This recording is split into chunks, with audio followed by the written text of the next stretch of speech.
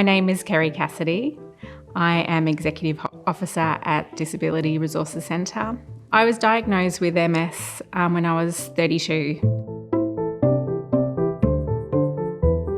What inclusion means. Perspectives of people with disability.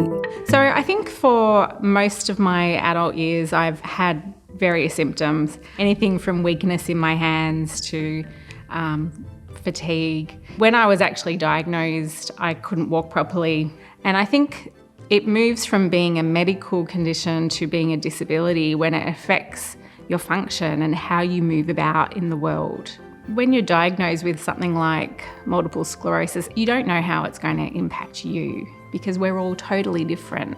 You know, depending on where it appears in your brain or your spinal cord, depends on the disability or the impact. So it could be in the way you walk, it could be in the way you use your arms, it could be in your cognition. And I think that sense of not knowing what the future is quite frightening and can hold you back. I think really early on I remember talking to somebody and they said, "Oh, I knew someone with MS." And I went, "Oh, okay, how is she?"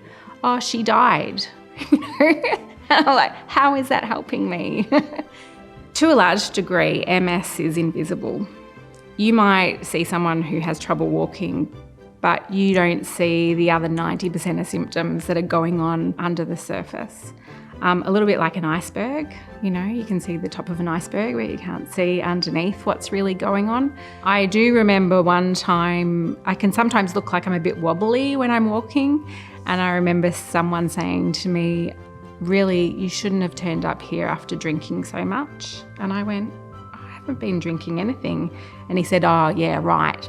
And I thought, wow, that's someone taking me at face value and saying, you know, this is what's wrong with them, she's drunk.